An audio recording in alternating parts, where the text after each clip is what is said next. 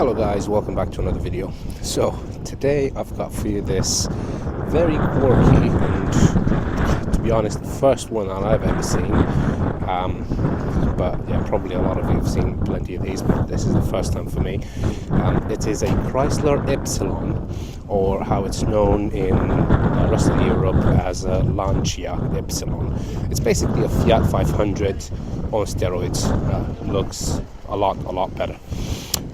But anyway, as always, I'm going to do a quick walk around just so you can see the condition of the car, and then I'm going to jump inside. I'm going to show you how the interior looks like, and yeah, we're going to start it up and everything. So this particular car comes with the registration number Sierra Juliet 63 Sierra Bravo Oscar, and well, this is a personal opinion. Well, I mean, that's why I bought it. I really think it looks very cool in these two-tone color, red and black. I think red and black is like one of the best combinations you can get. Again, this is down to preference, so everybody's different, I know that. Hopefully you guys can hear me good as well, because it's very windy outside. But anyway, I'm going to start walking around so you can see it's in very good condition. If there are any imperfections on it, I'll definitely show them to you as always, but let me just give you some details about it. First of all, actually, this is just water. It's just been washed, so there's nothing there. The only things I can mention is just it's got two little very small dings here. I mean, they're smaller than my fingernail, so yeah, you can barely see them, to be honest. But right, so as I was saying, this is a Chrysler S Series Ypsilon Fire Evo with a start-stop technology. So basically, it means it's very fuel economic. It is a 1.2 petrol. It's a hatchback, obviously, 4-door, well, 5-door if you include the boot as well. It puts out 68 brake horsepower. It was first registered on the 1st of September 2013, so very late 2013. It has a valid MOT until the 23rd of October 2024, so plenty of MOT left. And it's got an annual tax of only £35, so £35 for the whole year, which is not bad. That's nothing. There's no problems with the door or anything. It's literally just not me closing it properly. There we go.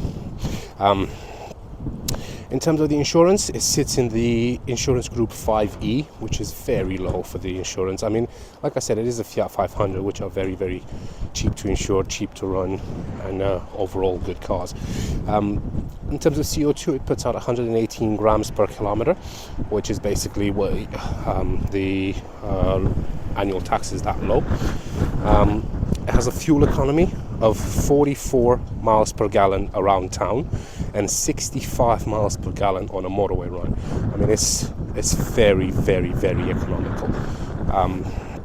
In terms of performance, it has a top speed of 101 miles per hour and it has a 0 to 60 time of 13.4 seconds. So not the fastest thing out there, but then again, it's not a car that's built for speed. It's just a nice cruiser.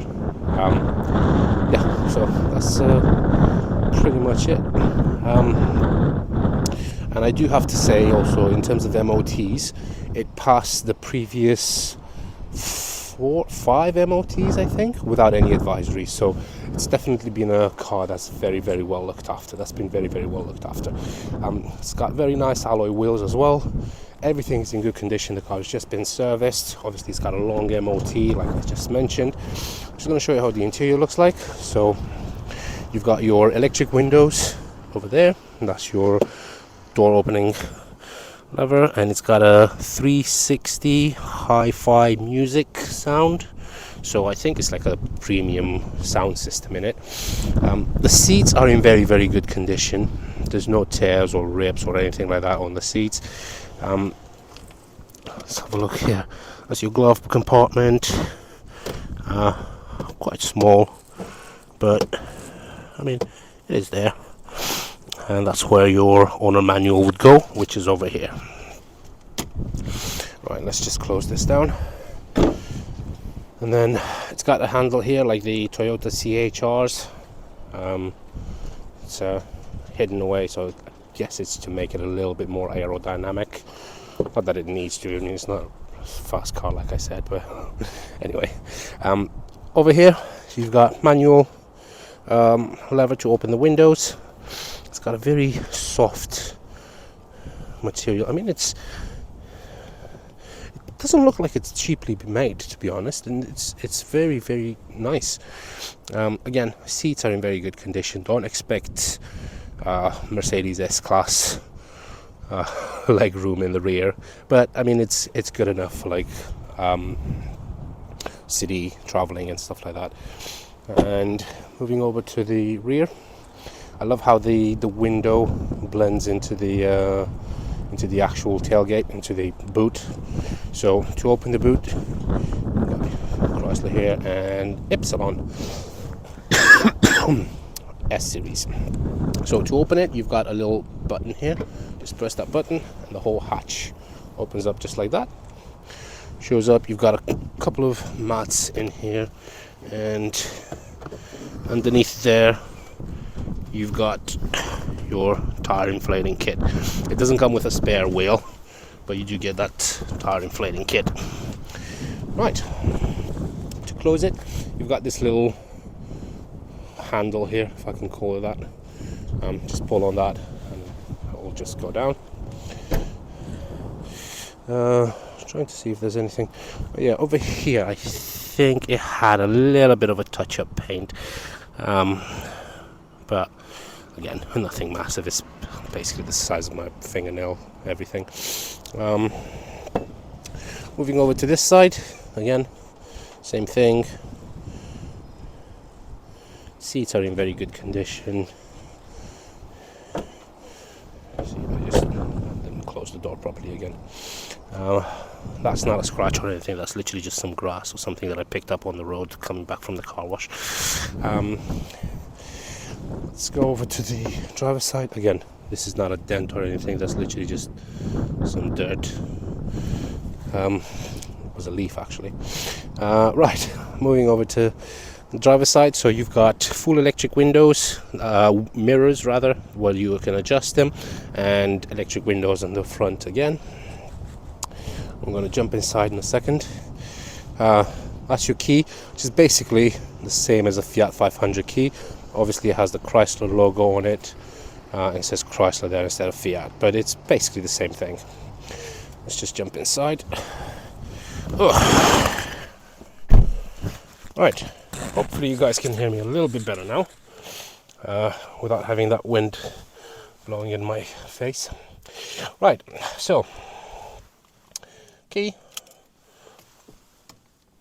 pop it in there, and then you can have a look in the dash. You got all your lights come on, and it starts straight away. All the lights go off, obviously, as they should. So you got the lights which are turned on. I turned them off now, and then the only other light in the dash there is the handbrake, which as soon as I put down, it goes away.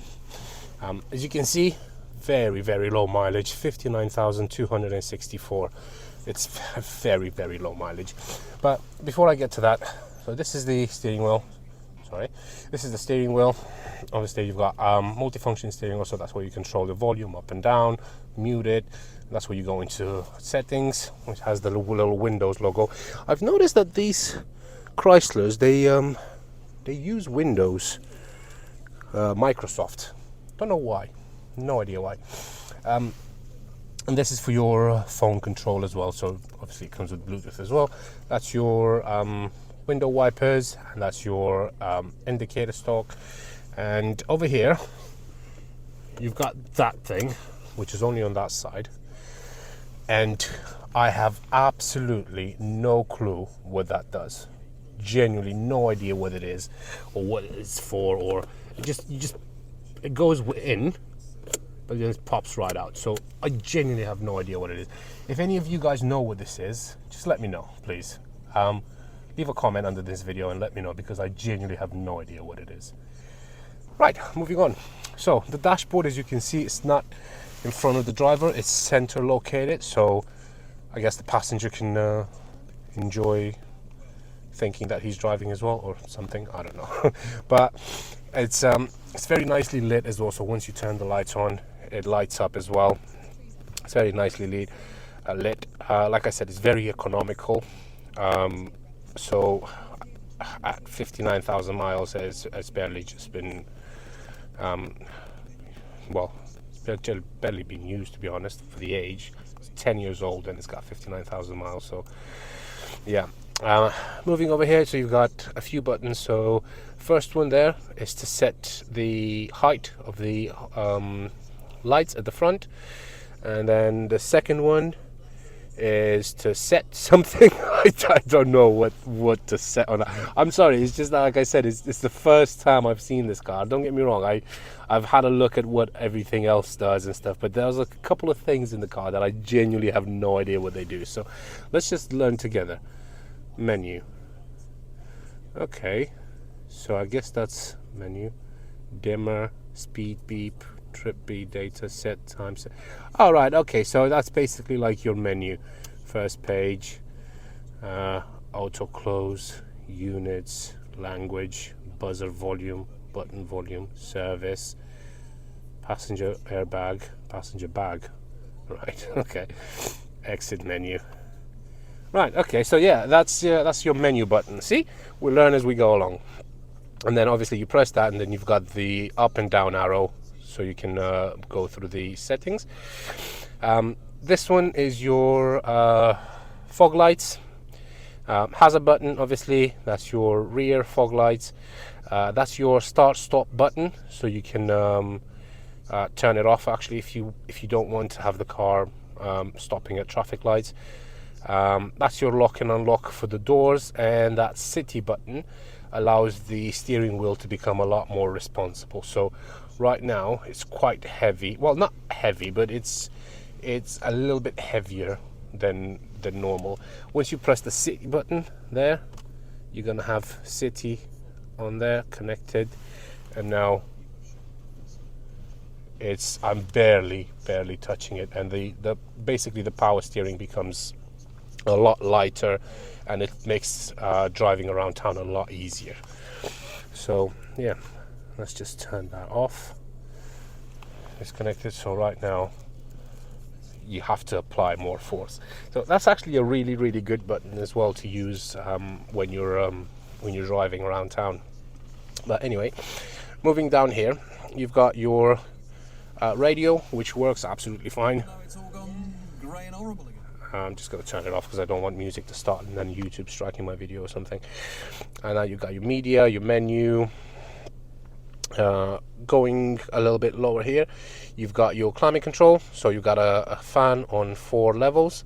The first one is to select the temperature. Obviously, I mean, this is just normal stuff. I don't know why I keep saying these things, but it's just normal. So select the temperature, select the fan speed, and then this is where you want the hot air or cold air to come out of. That's your rear window defrost, your AC button, and over here you've got your 5-gear manual gearbox, 5-speed manual gearbox. That's the one I was looking for. Now, what I've started doing lately is putting the cars through all the gears, just so you guys can hear that there's no crunching or anything like that. I mean, it's pretty obvious that with that kind of mileage, the clutch is in really good condition, the gearbox is in really good condition. But anyway, let's just press the clutch. I'm gonna go 1, 2, 3, 4, 5, and then reverse. You have to lift and then right and towards you. So lift, and that's reverse. So it genuinely drives absolutely beautiful. Down here you've got a couple of cup holders. You've got a 12-volt socket there. That's your auxiliary port, and over here it does say, I don't know if I'll be able to get close enough. See? It says powered by Microsoft. So yeah, I don't know why, but it's there. Good old manual handbrake. I love manual handbrakes, you probably know. I'm not a big fan of the automatic ones. They just don't get me wrong, they're good, but when they go wrong, they go wrong, and it costs a fortune to fix. These, not so much. Cable goes all the way from here to the rear wheels, and that's it. Obviously it's a bit more complicated than that. Another cup holder here. You've got another little cubby there, and yeah, just moving up here, So you've got these lights that indicate the seat belts, if they're being fastened or not, and then obviously you've got your normal lights in here. Vanity mirror with no light, so that sucks, but you've got this little thing here where you can keep like your driving license or some money or something like that. And yeah, that's pretty much it. I mean, it's a very, very simple, nice, quirky little looking car. Like I said, it's not going to win any awards for speed, but it is definitely a head turner, and I can say that firsthand because I drove it and there were quite a few people that turned their head because I just don't think it's a car that you see that often, to be honest. But it's underneath is just a Fiat 500, like I said, so it's very cheap on parts. I've just had the rear shock absorbers, both of them, replaced, and I think they were like £70 per shock absorber, plus the labor to get them fitted. So it's not bad. I mean, I've changed the shock absorber on an Audi. It was like 250 quid just for the shock, and then you've got labor on top, and you have to take off half the chassis to change the shock absorber. So I'm sorry, I'm just rambling on, but yeah, it's essentially what I want to point out is that it's a cheap car to maintain. So yeah, let's just go out and have another quick look at it. If you are interested and would like to book a viewing, don't hesitate to contact me. I'll be more than happy to show you the car around. As you can see, the lights are on. I've left them on. Actually, you know what I'm going to do? I'm just going to pop the bonnet up so you can see the engine as well. It's very, very quiet. I mean, you can barely hear the engine. I'm sat right next to it and I can barely hear it. So it's like it's not even running, but I mean, it is a 1.2 petrol, I guess. Right, let's learn together where to open the bonnet. Oh, from there. There it is. So there's not much to see here. I don't know if you can even hear the engine over the wind, but it's very, very quiet. Very, very quiet. And honestly, the car drives absolutely beautiful. So if you're in the market for a Fiat 500, you probably won't see this video because this is going to be in the Chrysler category. But if you do see this video and you are in the market for a Fiat 500, consider this one as well because it is absolutely beautiful. Again, that's my own personal taste, I guess. So, but if you do like this combination as well, and you do want to have a good and nice, reliable little car, look no further. Thank you very much for your time, guys. As always, I do appreciate you watching this video. I think this is the longest video yet on such a such a, I don't want to say basic, but such a small little car. I've done a 18-minute video and I'm still rambling on, yet on cars that had more toys and gadgets than Elon Musk's house. It turned out to be like a 10-minute video. But yeah, if you do enjoy it, let me know. And if you want to come and have a look at the car, I'll be more than happy to answer any questions that you might have. You can take it out on a test drive, and then we can take it from there. Thank you very much again for your time, guys. I really appreciate you watching these videos. And I really appreciate it if you're stuck all the way up to the end. And yeah, I hope you guys have a great day. Oh, it's starting to rain now. Thank God I've just finished this video. Oh, there it is. Right. Thank you very much, guys. Take care. Bye-bye.